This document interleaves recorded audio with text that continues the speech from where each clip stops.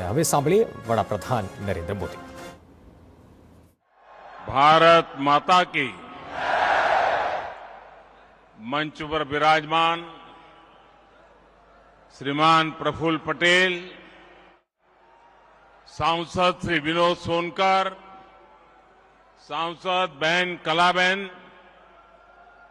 जिला परिषद के अध्यक्षा निशा भंवर जी, भाई राकेश सिंह चौहान जी, मेडिकल जगत के साथियों, अन्य महानुभाव और विशाल संख्या में पधारे हुए मेरे प्यारे भाइयों और बहनों, केम छो बधा? सुखमा, संतोषमा, आनंदमा, प्रगतिमा, विकास में? वाह! मैं जब भी यहां आता हूं, मन आनंद से भर जाता है.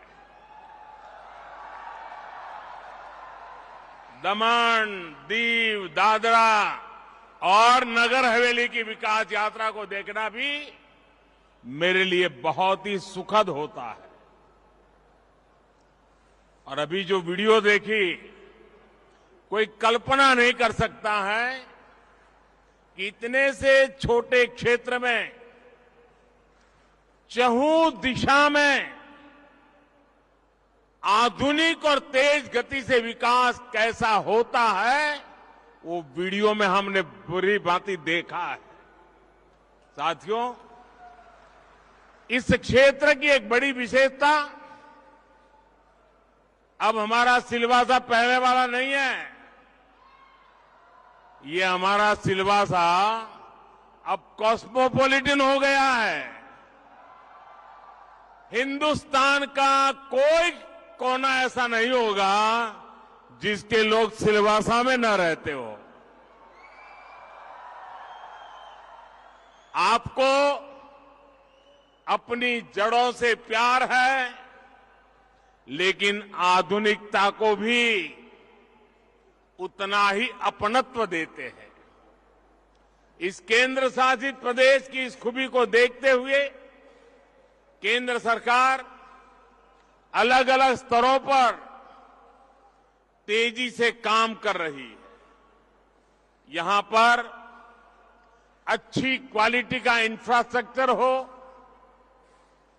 अच्छी सड़कें, अच्छे पुल हो, यहां अच्छे स्कूल हो, वाटर सप्लाई बेहतर हो, इन सभी पर केंद्र सरकार का बहुत जोर है.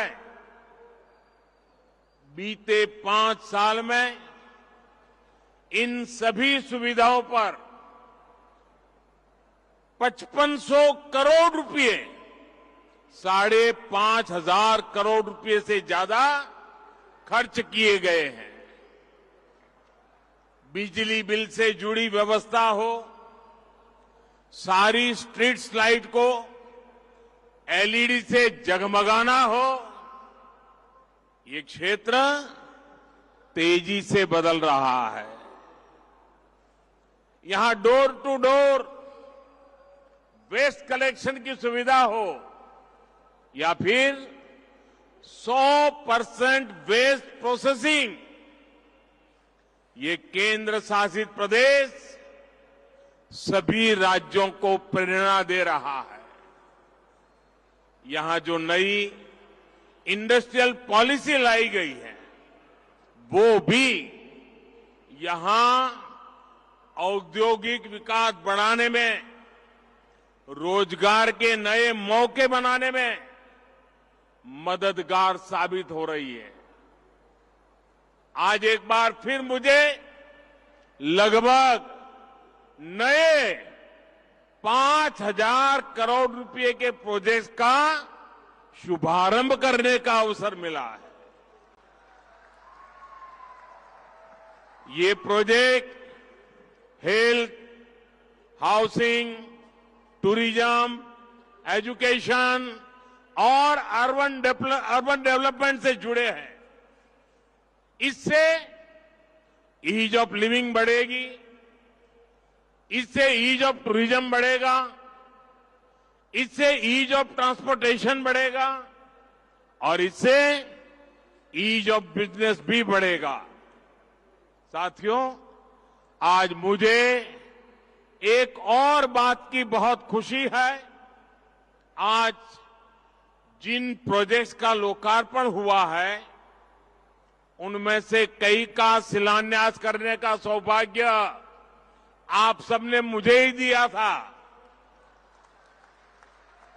लंबे समय तक हमारे देश में सरकारी प्रोजेक्ट्स सालों साल तक लटकते थे, अटकते थे, भटकते थे।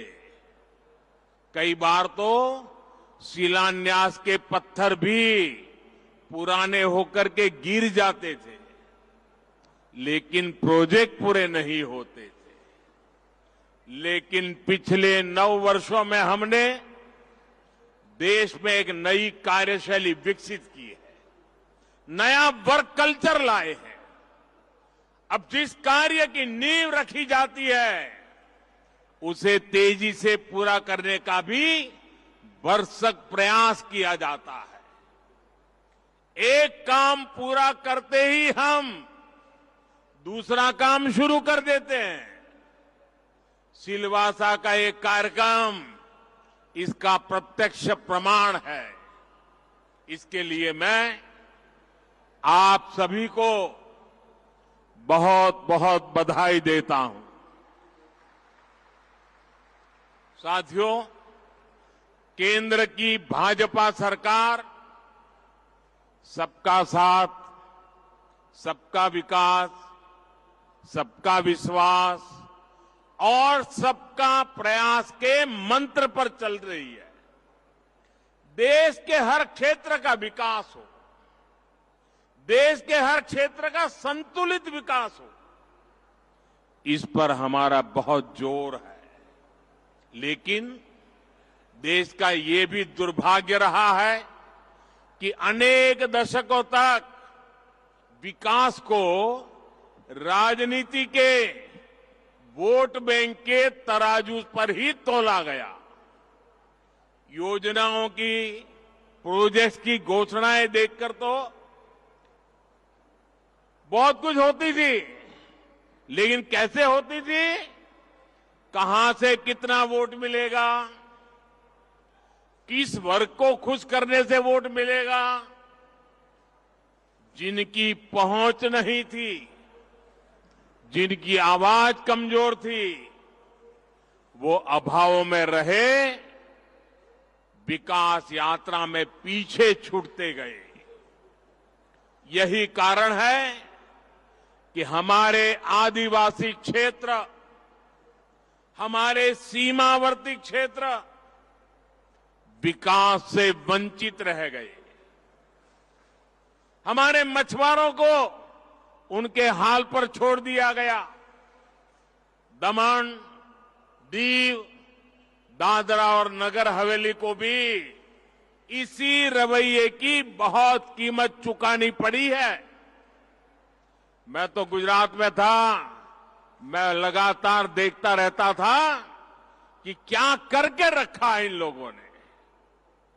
आज जिस मेडिकल कॉलेज को अपना कैंपस मिला है, वो इस अन्याय का बहुत बड़ा साक्षी रहा है। आप सोचिए साथियों, आजादी के दशकों दशक बीत गए, लेकिन दमन, दीव, दादरा और नगर हवेली में एक मेडिकल कॉलेज नहीं बना था।